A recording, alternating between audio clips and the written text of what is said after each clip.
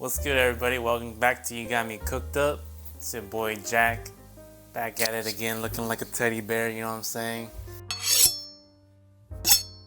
We're gonna get straight to the topic here. Look, I'm so diligent today, I even made notes for you guys, dude. We're gonna get through 7 ways of making money fast, easy, quick, however you wanna call it. Side hustle, side gig, quick, easy money. I don't know, man. Anyways, I boiled it down to 7 points. We're gonna go through them and you can see what fits you best. Here we go. All right, number 1, I'm going to suggest Amazon FBA. The easy barrier to entry to that would be retail arbitrage. So what you want to do is go ahead and go to sellercentral.amazon.com. Go ahead and make a seller account.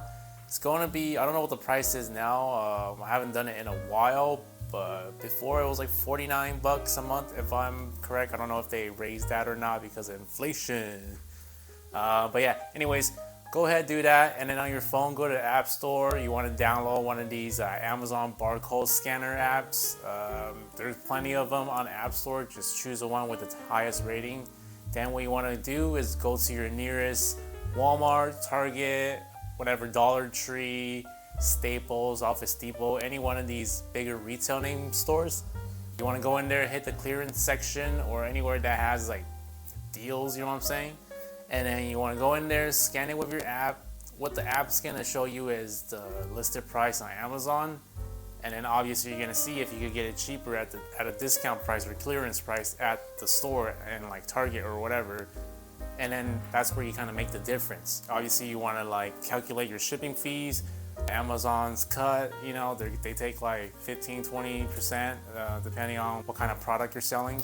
And also one thing you want to really look out for is make sure you're ungated for that category of items you're selling. Sometimes people like go real fast and get whatever like kind of name brand electronics or TV or whatever.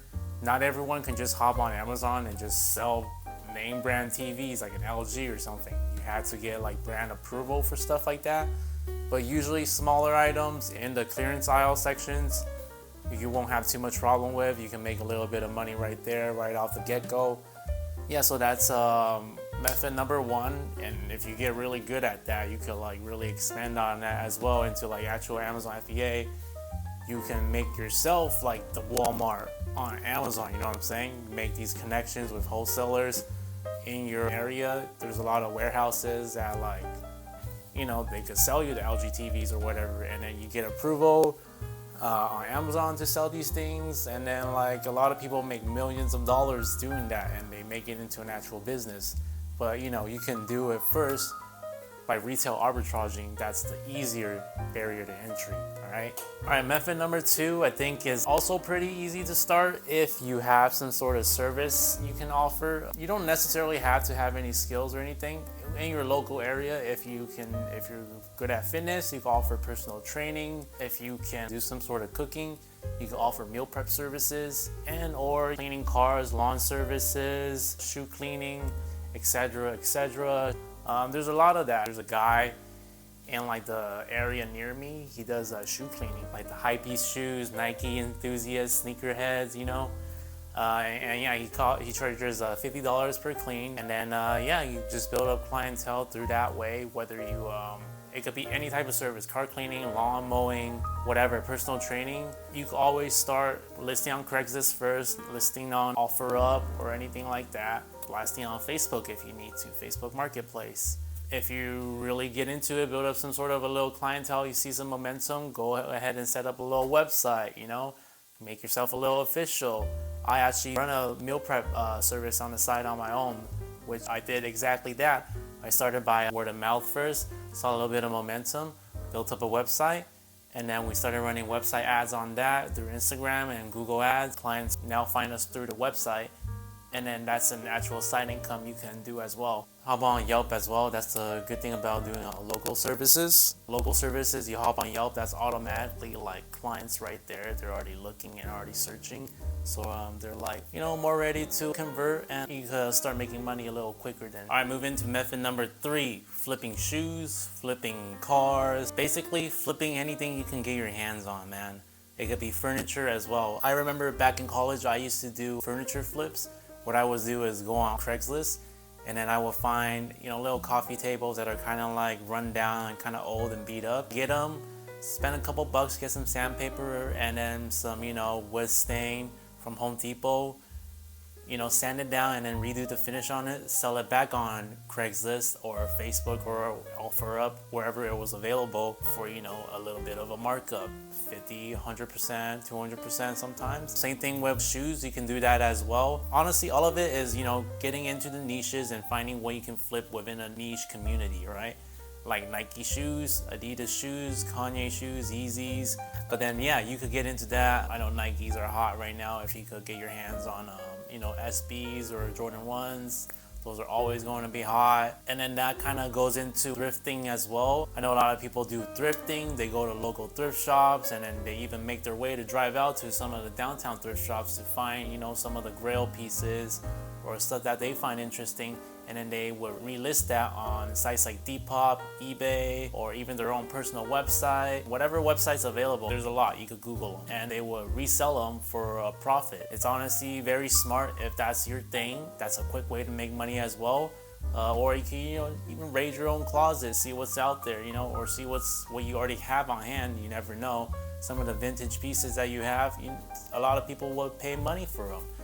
Go ahead and try it. Just list it online. eBay, Depop. I don't know too many of the clothing websites, but there's a lot. Trust me, just look online. Okay, method number 4, we're gonna go into good old Gary V. You gotta go garage selling, man. Sometimes you're driving around your neighborhood, you see some garage sales going on, and right off the bat, you're gonna see something cool on the driveway, whether it be like a piece of clothing or some type of furniture piece that you could sell on Facebook Marketplace real quick. Or, you could go in and dig around. They might have some type of Pokemon card that the owner of the house just doesn't know about. It's like, hey, it's my grandson's or whatever. Some vintage toys or whatever. Garage hunts are really a treasure hunt in a sense. Sometimes you could come up with really good stuff that you could just resell online. Other times you're gonna come up empty-handed, but it is a good experience nonetheless, and I would suggest trying it out. All right, number 5, we got the Fivver. Okay, this one, you kind of have to have some sort of technical skill, but which isn't hard to learn in my opinion. A lot of these skills that they offer on Fivver, you'll find are graphic design, you could do copywriting, you could do video editing, photo editing, reading through people's essays, making sure there's no spelling errors, or doing some sort of SEO marketing. Whatever type of skill you have to offer, you can basically put on Fivver. It might be a slow burn with Fivver at first, but once you build a client base with it, you will see that it's pretty valuable as a side income. It does generate some good amount of money. All right, number 6, I actually used to do this back in high school. Back then, we didn't have extravagant apps and websites like Rover and things like that. So I'm obviously talking about pet sitting and dog walking. Back then, I would actually post on Craigslist that I did pet hotels, pet walking. Basically, people that go on vacations, have nowhere to put their pets, don't want to leave them at home, I would just take care of their dogs at my house for a week or 2. Or if somebody wanted me to go walk their dogs, I would charge them like 20 bucks. I was a kid, any money was good money. And especially the dog sittings, the dogs that stayed overnight, I would charge like $60, $70, which back then was pretty good money per night. And usually people would do like weeks at a time. Obviously, that does depend on your housing situation, if you're allowed to have dogs or not. But if you are, great, you can make some extra money. If you aren't, you can still go ahead and walk other people's dogs. Right now, you do have websites like Rover. You could go on there and make yourself a profile and basically start getting clients right off the bat. All right, and then number 7, we got Etsy. This is a crafts good website. If you can make stuff, you can make little knickknacks, post on there, and then try to see and test if people want your product. You do need some sort of crafting skill for this. If not, another way to do this is a lot of people like buying decal stickers on there. If you don't know how to make sticker designs, you could go on Fivver, maybe pay a graphic designer $50 for like a pack of 10 designs, whether it be sports or gambling related,